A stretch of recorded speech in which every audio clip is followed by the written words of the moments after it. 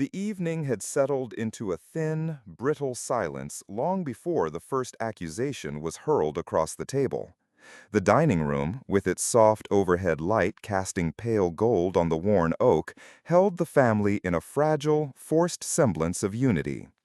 I sat there, silent, a ghost in my own home, as my daughter's voice cut through the air sharper than I expected. "You've wasted your life, Dad," she said, eyes fixed on her plate, voice devoid of warmth or hesitation. "All these years, working like a machine, and for what? We're stuck cleaning up your messes, financially, emotionally. It's pathetic." Her words fell like stones, sinking into the depths of my chest. The shock was immediate but contained. Decades of patience had taught me discipline, how to hold my rage beneath a calm surface. The muscles in my jaw clenched while my mind raced, sorting through memories I never dared to revisit so bluntly. Then, the most unexpected blow. My wife, Maria, who always balanced our family's tempestuous seas, nodded in agreement, her voice thin and brittle. "She's right, Henry. Maybe it's time to face the truth. You're holding on to control that no longer belongs to you. We need to move forward. You can't keep running the show, especially when it's clear your efforts have left us nothing more than scraps." Those words shattered the tenuous peace like glass fracturing under pressure. My heart felt as though it had been squeezed, yet I could not afford the luxury of breaking apart. I looked from my wife's weary face to my daughter's defiant glare, emotions roiling beneath an exterior of icy calm. As much as I had tolerated their slights over the years, this was different. There was no hiding it now. The subtle dismissals, the passive-aggressive digs, the quiet disrespect, it all reached a crescendo in this single, brutal crescendo. They demanded I relinquish control, to hand over the assets and the legacy I had built with blood, sweat, and years of sacrifice. I remembered the nights working double shifts, calculating beams and stress loads to keep our projects safe. The weekends I forewent to secure the family home, scrimping and saving with a frugality born of determination. The countless hours I had spent paying off debts to ensure my daughter's education. The dreams of my wife left to wilt after promising youth. This legacy was not just money or property. It was the sum of all my silent sacrifices, and yet, to them, I was just an obstacle. My fingers tightened into knots beneath the table, nails digging into palms I barely felt. The room seemed to constrict around me, family faces blurring into masks of impatience and entitlement. The air was thick with disdain and unspoken contempt. The man who had once been their provider, their unshakable foundation, was now invisible. Finally, unable to endure another moment in that pitiless heat, I stood slowly, the chair scraping softly across the hardwood floor. Their voices faded behind me as I stepped away from the table, from their accusations, from the disintegration of all I had held dear. I left not with a shout or a roar, but in a quiet retreat, a man invisibilized by those he loved most. Outside the heavy door I closed behind me, the silence was a cold comfort. Alone, I felt the sharp sting of rejection, but also, buried deep beneath the pain, the first sparks of something else, a slow-burning awareness that this humiliation, severe as it was, could not define me. Not yet. The silence in my study was a stark contrast to the chaos that had just engulfed the dining room. The heavy door closed behind me with a subtle but definite thud, sealing off the world where judgment and disdain resided. The familiar scent of old books and polished wood embraced me like an old friend, yet it was no balm for the ache lodged deep within my chest. The silence in my study was a stark contrast to the chaos that had just engulfed the dining room. The heavy door closed behind me with a subtle but definite thud, sealing off the world where judgment and disdain resided. The familiar scent of old books and polished wood embraced me like an old friend, yet it was no balm for the ache lodged deep within my chest. The sank into the worn leather chair behind my desk, the tired creak echoing the weight settling onto my shoulders. The piles of papers, blueprints, and faded photographs that cluttered the surface were a testament to decades of effort, decades that suddenly felt dismissed.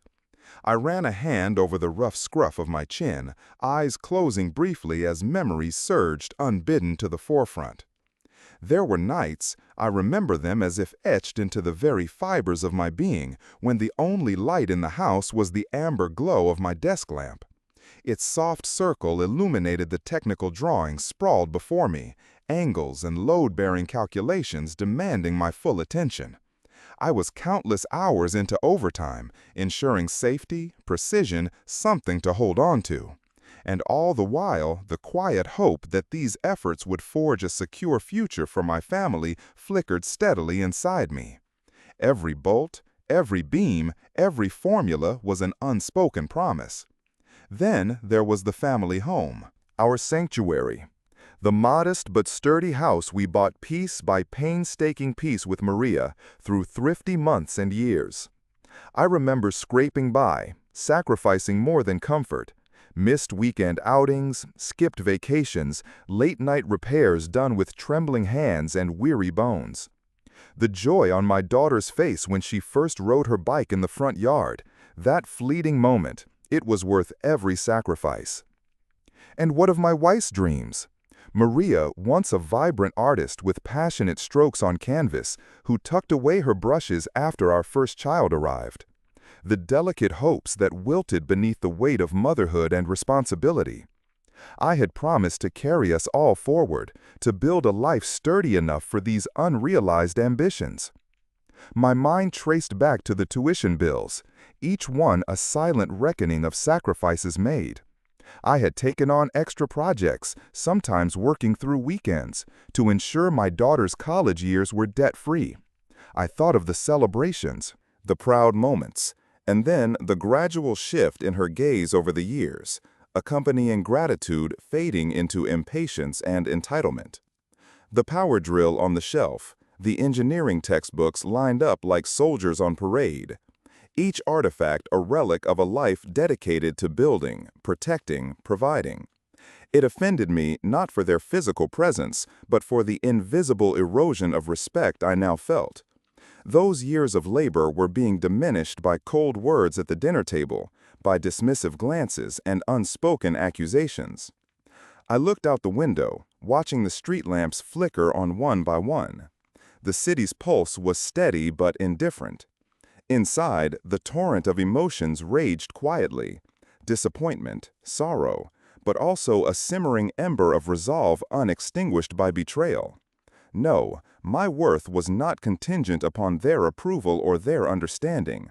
It was forged in the bedrock of my actions, measured in the silent ledger of my sacrifices. Amidst these reflections, a sharp clarity began to form. The sting of betrayal was raw, but it awakened something long dormant.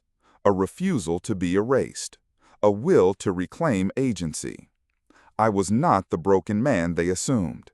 Beneath the weight of their disdain, a calculated mind sharpened like a steel blade. Hours passed unnoticed as I sifted through mental archives, each memory a thread in the complex tapestry of my life's work. The engineering challenges were puzzles solved methodically. Perhaps now, this personal crisis could be approached with the same precision. Not recklessly or with blinding rage, but with the cool, measured strategy that had defined my career. I recalled the systems I once designed, how every component depended on integrity and calculated strength. Could these principles extend beyond bridges and buildings? Could I reconstruct from this foundation a plan to protect what was rightfully mine? The answer settled in my mind with unshakable certainty. My heart now carried both the weight of loss and the seed of determination. The family portraits on the shelf, faces frozen in happier times, reminded me why this fight mattered. It was not merely about assets or property, but about dignity, respect, and an unyielding commitment to the life I had built. I sat back, fingers steepled under my chin, the shadows of the room deepening as night advanced. The humiliation I endured was but a chapter, a harsh one, yes, but not the epilogue. My story was far from over. Quietly, I made an inner vow. I would not be the man cast aside without a fight. I would reclaim my place, not through force or bitterness, but through the strategizing and precision that life had taught me. The path ahead was uncertain, tangled with risks and unforeseen obstacles, but my resolve was clear. I was more than the sum of their dismissals. I was a man tempered by years of sacrifice, unbowed and ready to rise by reclaiming what had always belonged to me. The days that followed unfolded with an air of deceptive normality, as if life itself refused to acknowledge the rupture that had cleaved my family apart. I went through the motions: breakfast with Maria, brief exchanges with my daughter in the hallway, casual nods to the grandkids. Yet beneath the surface, every glance and every whispered conversation felt like echoes in a hollow space, reminders of a growing divide I could no longer ignore. One afternoon, while organizing papers in the study, a sanctuary that had become my refuge, I overheard voices from the living room. I froze, my heart tightening in a way I had not expected. It was my daughter speaking fast and low, her tone coated with urgency and something darker. Beside her, her husband's voice added a layer of conspiratorial tension. "We have to move forward without involving him. The assets won't hold for long under his control," her spouse said. The words struck me like a thunderclap. Sell the family estate? Liquidate investments, all behind my back. I took a slow breath, letting their careless betrayal sink in deeper than the cuts at the dinner table. For years, I had been the silent backbone, the steady hand guiding this family's fortunes, and now I was reduced to an obstacle they hoped to circumvent. The sting of their plan, the cold calculation in their secrecy hardened something inside me. I stepped back from the doorframe where I'd stood eavesdropping, allowing the conversation to conclude before retreating into the shadows of my own resolve. No longer was I the quiet, patient provider. This information crystallized the divide, the final insult beneath a mountain of disappointments and dismissals. It illuminated the reality that this was no longer a familial disagreement but a strategic battle for control. The lessons of my career in engineering flooded my thoughts. Every project demanded understanding systems from the ground up, anticipating weaknesses, planning contingencies. Now, that mindset would be turned inward, applied not to buildings or bridges, but to the tangled web of family assets and relationships. I began to chart out the contours of the conflict. First, I needed to confirm their financial moves discreetly, audit the spending patterns, and uncover any hidden liabilities. Trust was a luxury I no longer possessed with those I had once loved. I pored over documents I had kept, statements, contracts, and obscure notations that bore new significance when viewed with suspicion. Their financial irresponsibility became starkly evident through these meticulous reviews.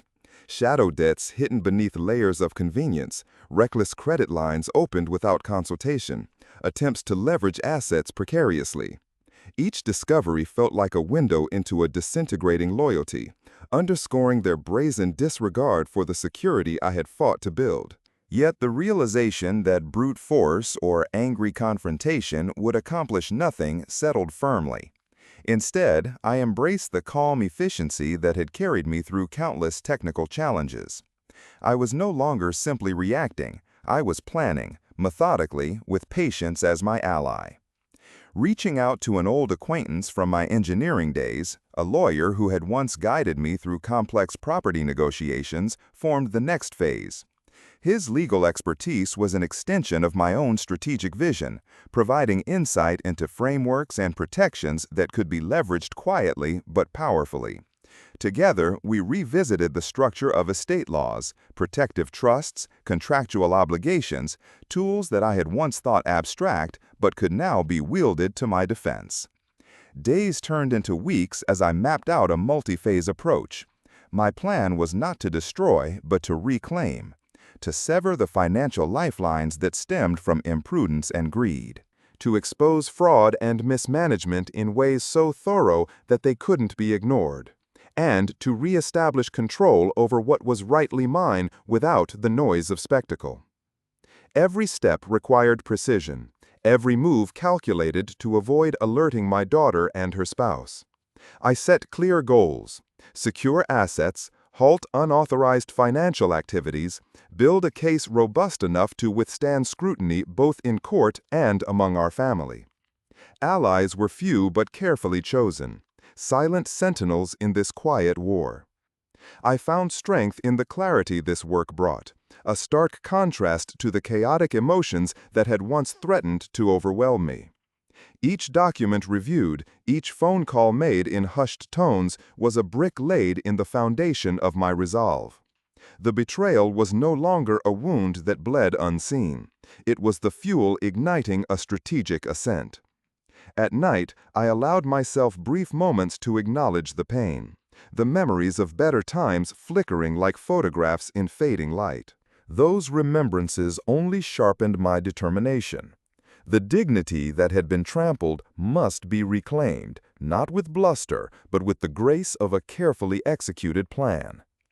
The house, once filled with warmth, now echoed with the quiet shuffle of my footsteps as I moved through rooms that had witnessed so much: joy, sacrifice, and now this deep fracture. I often paused before the photographs of my daughter as a child, eyes bright with possibility, a reminder of what could have been and what now must be set right. This was no longer just personal. It was a matter of principle. The arrogance and entitlement that had crept into our lives would meet their reckoning, not through selfish retaliation, but through the strategic application of intellect and unwavering resolve. In embracing this role, I found a new sense of purpose. The man who left the dining room that night broken in silence was not the man now drafting this course of action.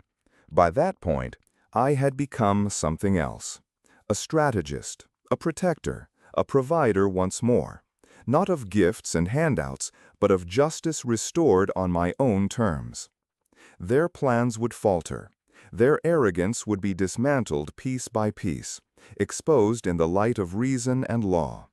This was not the end, but the turning point. And at the center of it all stood I, a man who refused to be undone by those who owed their very existence to his sacrifices.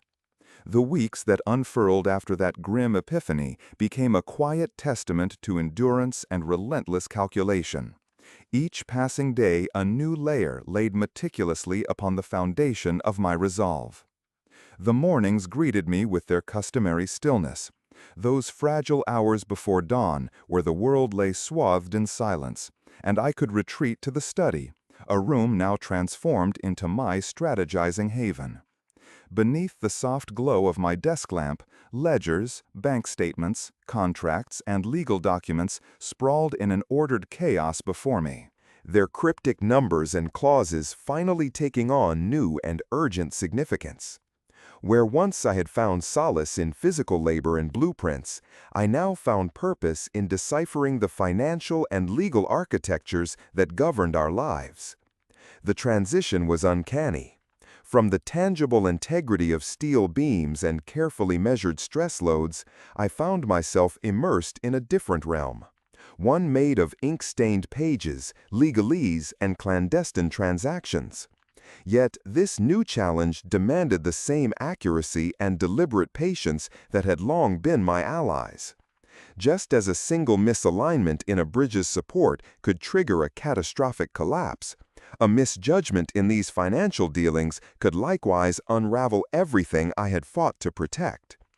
During one particularly long evening, as shadows stretched across the study, I discovered an unauthorized credit line opened fraudulently in my name. Details linked this account directly to my daughter's husband. Such reckless gambles were not merely ignorant. They were a direct assault on the legacy of decades of toil, sacrifice, and unwavering responsibility. This discovery ignited within me a fire that burned away sorrow and hesitation, replacing it with a steely certainty that this betrayal would be met with uncompromising resolve. Swift but measured action followed. I reached out discreetly to trusted contacts at the bank, requesting internal audits and placing holds on suspicious accounts to halt further bleeding. In each conversation, I wielded the authority of the rightful account holder with quiet firmness, careful to avoid raising alarms prematurely, but resolute in protecting what was mine.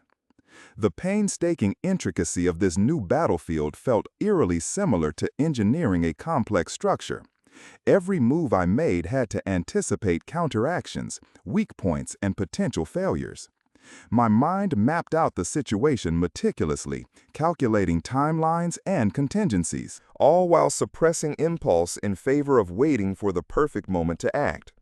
Patience became not a weakness, but the cornerstone of my strategy. Reconnecting with an old friend from my engineering career, a lawyer known for his acumen in estate matters, proved a masterstroke. What once seemed a separate world of abstractions suddenly revealed itself as a dynamic toolkit for defense. Together, we pored over wills, trusts, and legal frameworks, diving deep into the clauses that had lain dormant but formed protective barriers against the very attempts unfolding to dismantle my family's assets.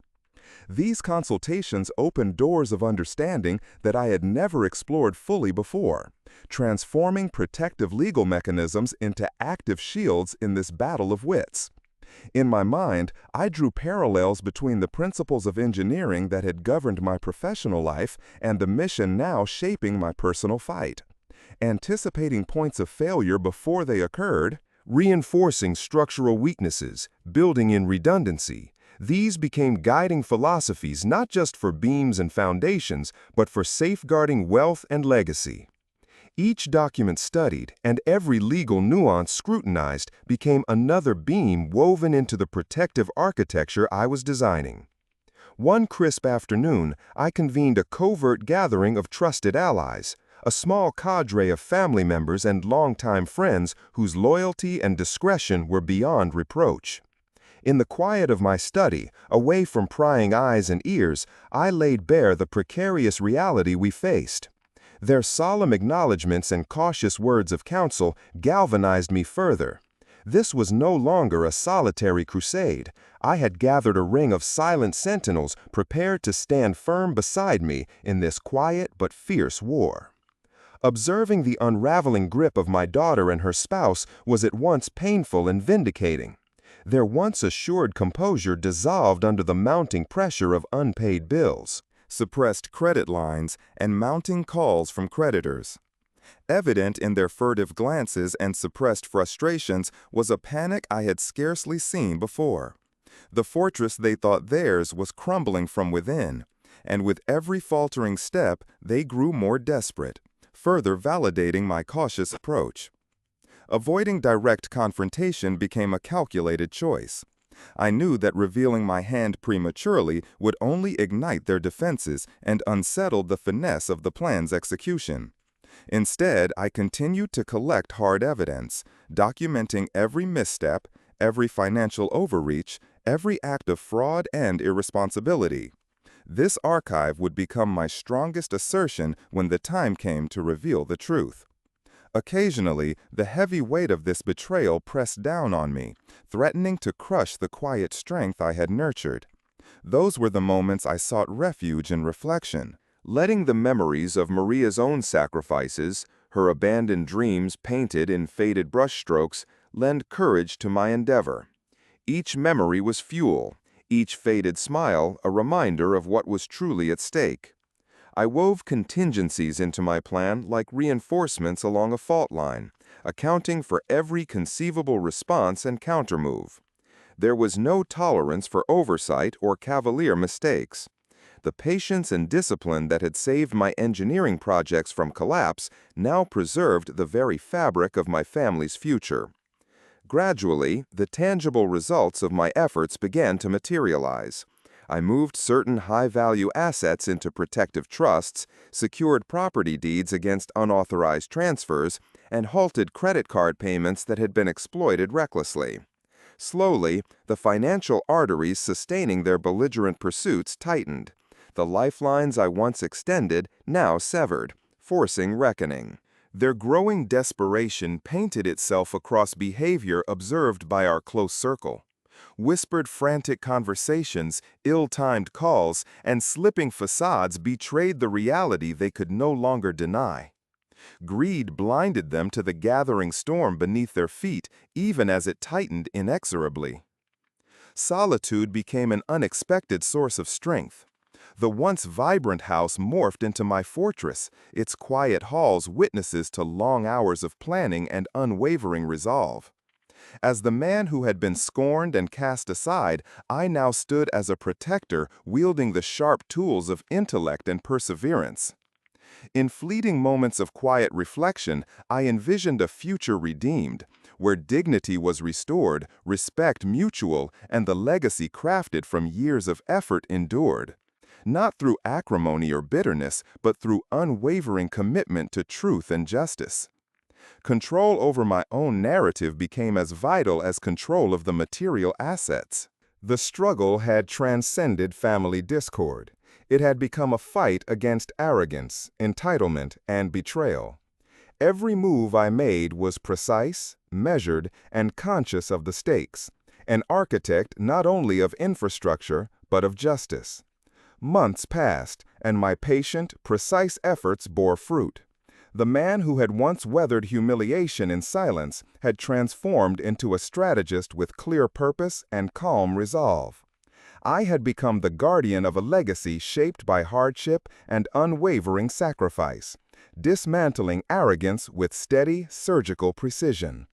Oblivious to the full extent of the storm I orchestrated, my daughter and her spouse remained blind to how thoroughly their bold schemes were being unraveled. Their impatience, once a tool wielded with confidence, was their greatest blind spot, unaware of the patience and strategy arrayed against them. On this battlefield where intellect met justice, I stood ready to see the plan to its decisive culmination. I was determined to restore order, reclaim respect, and prove in no uncertain terms that true legacy is granted not through entitlement but earned through steadfast endurance and unbreakable resolve. The morning I began executing the first phase of my plan, the house was shrouded in a quiet stillness, as if the walls themselves awaited the unfolding of what was to come. The soft amber light filtered through the curtains, casting long shadows across the hardwood floor, a stark contrast to the storm brewing beneath the surface of domestic calm.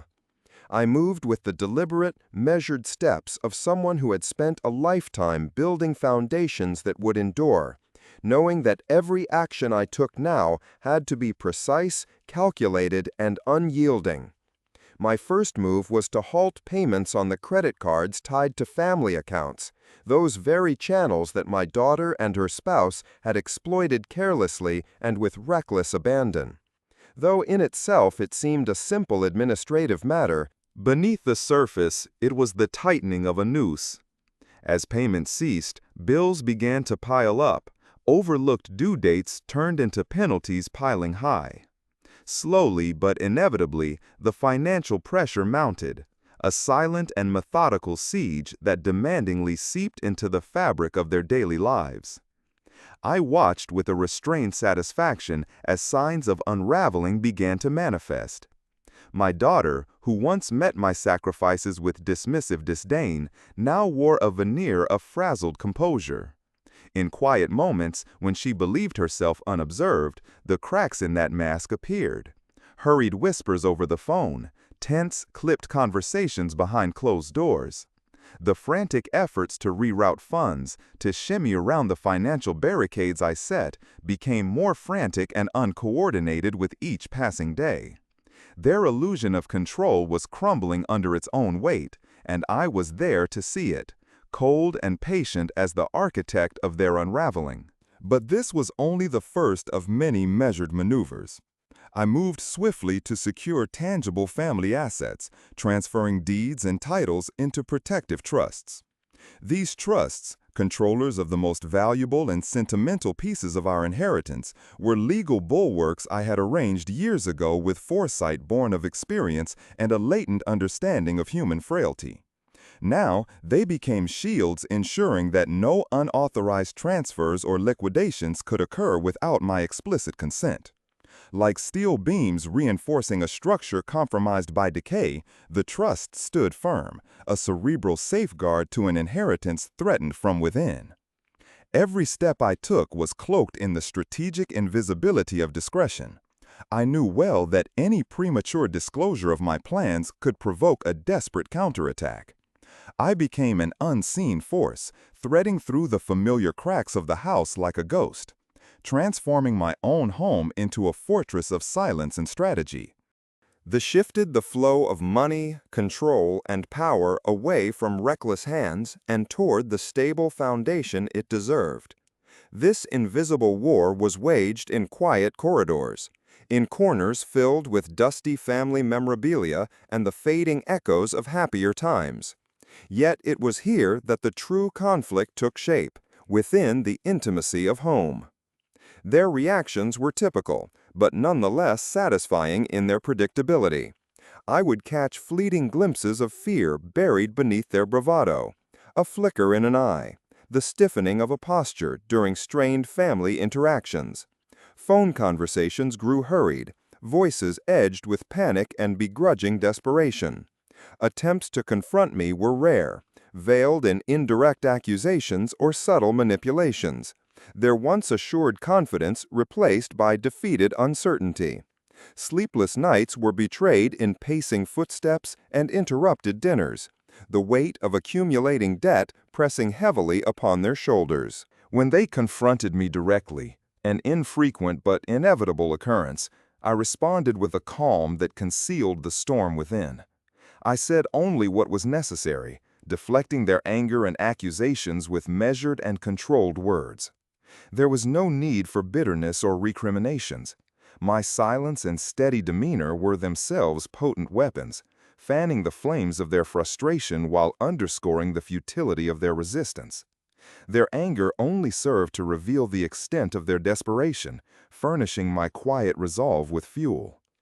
In my solitude, I often reflected on the bitter irony of it all. The very daughter who had so recently dismissed every sacrifice I had made was now powerless against the consequences of her entitlement. The man she had scorned now stood as the architect of her undoing, not through rage or impulse, but with the precise patience of a master strategist. This phase of battle was not won with bluster or brute force, but through intellect, patience, and relentless determination. Vigilance became a constant companion. I tracked financial transactions, monitored attempts to circumvent the barriers I raised, and intercepted maneuvers designed to bypass restrictions. Every shadowy transfer was observed. Every credit application was scrutinized.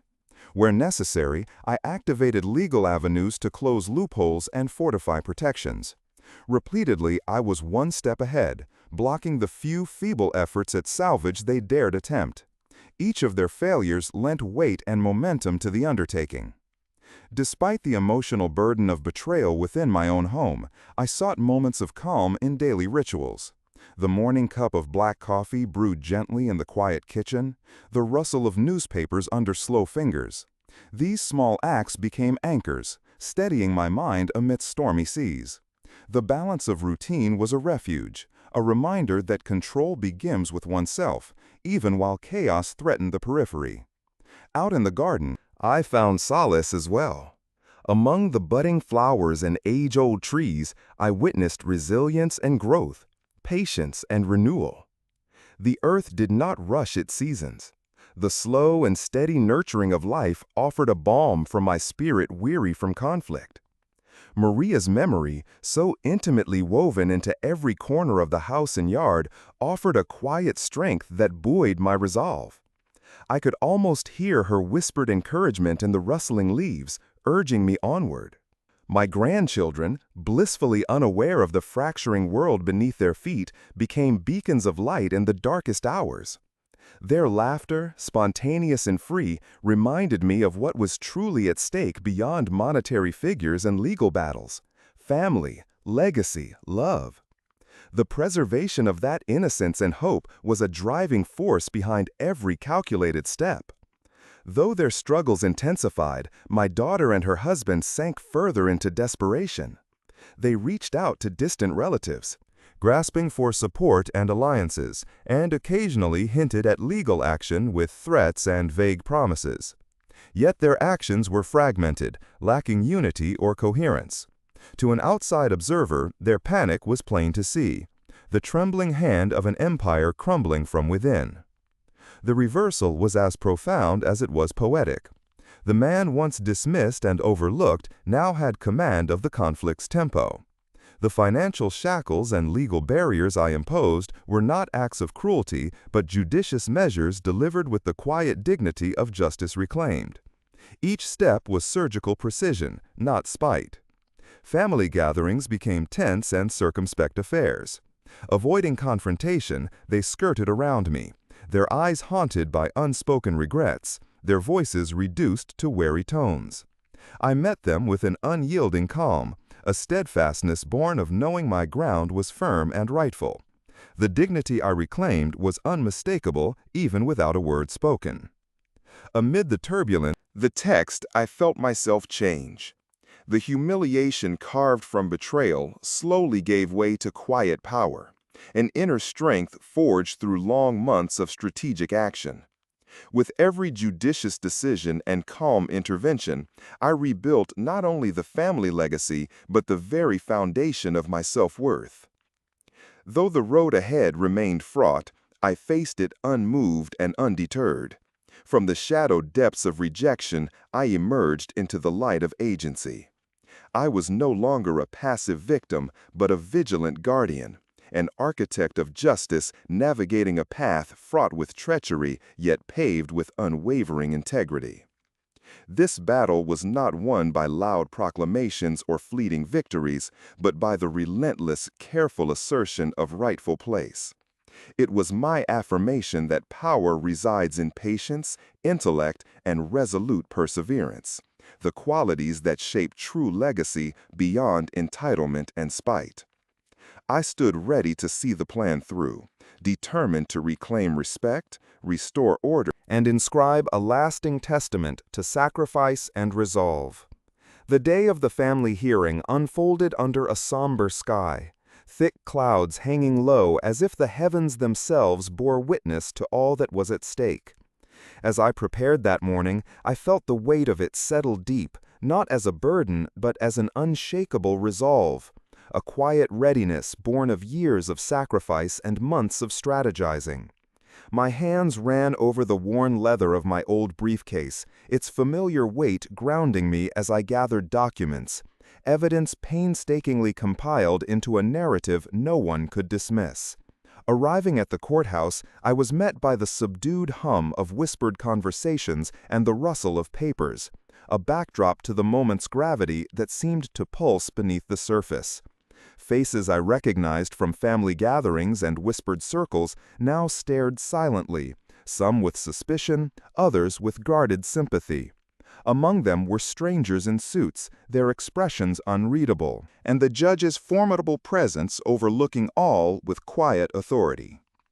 When the session commenced, I rose with steady breath, stepping into the role that many had underestimated me to fill. My voice settled into a calm strength as I began laying out the facts. This was more than legal accusation. It was the weaving of a testament that spoke to enduring devotion and relentless hardship. I recounted the years spent building a foundation, not merely of bricks and mortar, but of hope, security, and unwavering support. I spoke of nightly toil, financial sacrifices to pay for my daughter's education, the dreams my wife Marion set aside to nurture our family. With each document presented, ledgers marked with unauthorized charges, concealed debts laying traps beneath the surface of seemingly stable assets, I felt the quiet gravity of truth fill the room.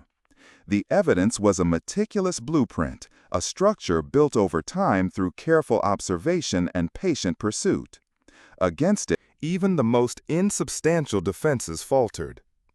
My daughter's posture, once so assertive and unyielding, softened ever so slightly as the undeniable facts turned the tide. I saw the glimmer of hesitation break her confident facade, the weight of exposure evident in her downcast gaze. Her spouse, whose impulsive financial maneuvers had threatened the family's very stability, was revealed to peers and strangers alike, not as a partner strengthening the family, but as a reckless figure endangering it all. The audience shifted in knowing murmurs. Justice was no longer an abstract concept, but a palpable force setting right what had been wrong. The judge's deliberate listening forged an atmosphere where truth was respected and falsehoods exposed were powerless to shield entitlement. Save for the evidence, my case rested most heavily on the story behind the figures, my story.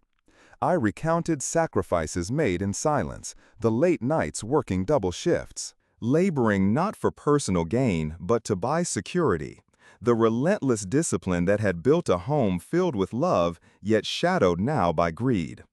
Each word was a stitch in the fabric of a legacy endangered but unbroken. When I concluded, the room felt weighted with the gravity of what had been heard. In that fragile silence, I sensed the irrevocable shifting of power, the reclaiming of what was rightfully mine, not just property, but dignity and respect.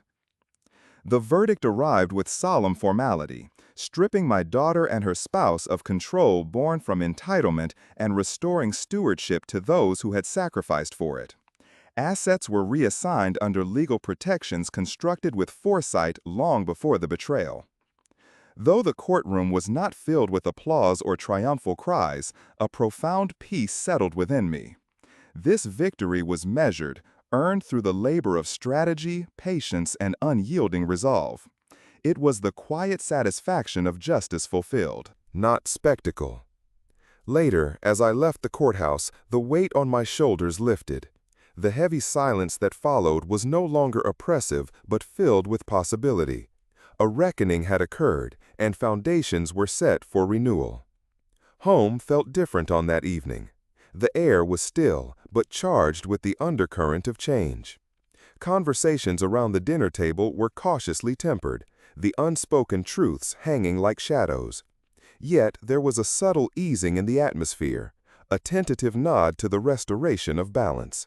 The family remained fractured, a mosaic of wounds and regrets, but the clear reckoning in the public eye opened the door for honest reckoning ahead. Walking through the rooms once bruised by dissent, I saw them anew, bathed now in the steady light of consequence and hope. Family portraits hung with renewed significance, voices from the past reminding me of what was worth defending. In solitude, I reflected on the journey, not merely a battle over money or property, but the reclamation of self. I recognized how much I had grown from that man who once sat invisible at the table, voiceless and overlooked. The months of diligence and strategy had forged a deeper strength, tempered by patience and intellect rather than blind outrage. Though vigilance was still necessary, for wounds are slow to heal and trust even slower to rebuild, the peace gained was profound. I had moved beyond victimhood into empowerment, reclaiming my place not through force but through calculated wisdom. This hearing marked a turning point, not just a conclusion.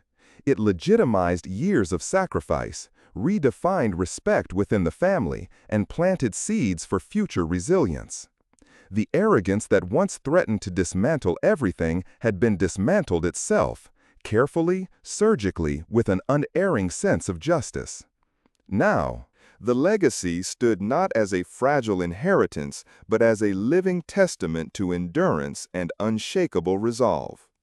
I had safeguarded more than possessions. I had preserved the honor and dignity that belonged to every man who labors not for fleeting gains, but for lasting foundations. As the echoes of the courtroom faded, I knew the path ahead would still demand courage and care. Yet, fortified with this victory, I was ready to walk it with steadiness and grace, knowing the true victory lies in reclaiming one's worth on one's own terms, quietly, definitively, and with unwavering resolve. In the quiet aftermath, as the bustle of the courtroom faded and the sharp edges of conflict softened, I found myself alone with my thoughts in the stillness of the home I had fought so fiercely to protect. The air was different now, lighter, not because the wounds had disappeared, but because the weight of injustice had been lifted. There was a subtle clarity amid the lingering shadows, a sense of having reclaimed not just what was mine by right, but the essence of who I was. Sitting in the old armchair by the window, surrounded by familiar walls lined with years of memories, I allowed myself a moment to breathe fully for the first time in what felt like an eternity. The journey had been long and grueling, filled with the bitter taste of betrayal and the heavy burden of necessity. But it had also been a journey inward, a rediscovery of strength and dignity I feared may have been lost beneath the years of silence and concession. The scars the conflict left on my family ran deep, and there was no illusion that time alone would heal them. Yet beneath the fractures, I sensed an opportunity for something new, a chance to rebuild, to redefine boundaries, and to foster a tentative respect born of hard lessons. The reckoning was painful, but necessary, and perhaps from this reckoning, healing could one day grow. I thought often of Maria during those quiet hours, the steadfast pillar who had stood by my side through joy and hardship, whose quiet dreams had been woven into the fabric of our family's foundation. She was no longer here, but her presence lingered in the soft light that filled the rooms, in the lingering scent of her favorite jasmine tea, in the pictures that bore witness to lives intertwined with love and sacrifice. It was for her memory, for the promise of those we had raised, that I had persisted when the odds seemed insurmountable. I also thought of my grandchildren, the future generation whose innocence had been shielded from the tempest. Their laughter, unburdened by the complexities of adult conflict, was a reminder that legacy was more than material inheritance.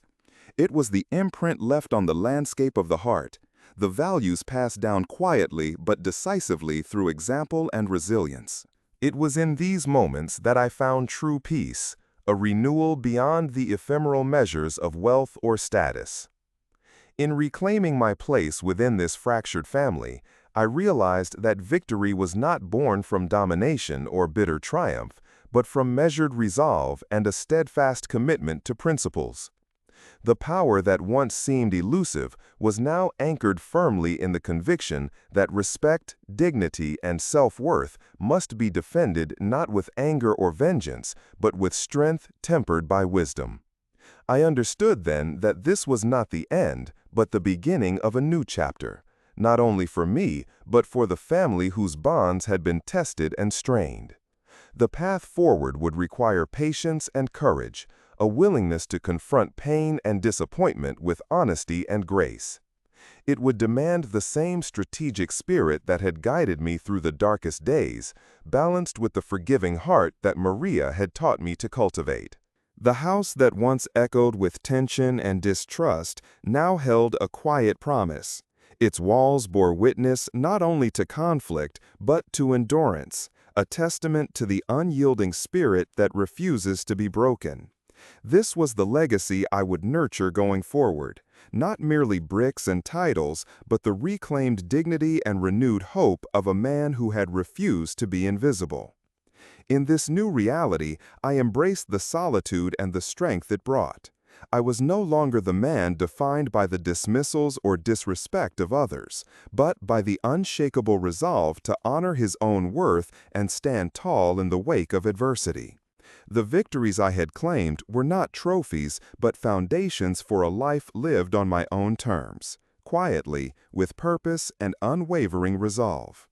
True victory, I realized, was reclaiming oneself after the fall, restoring balance not through force but through patience, intellect, and an enduring spirit. And as I looked toward the horizon, I carried with me the certainty that no external betrayal could ever diminish the inner strength that years of sacrifice had forged. This was my redemption, a life reclaimed, a dignity restored, and a legacy secure not just in law, but in the steadfast heart of a man who had risen from silence to stand resolute forevermore.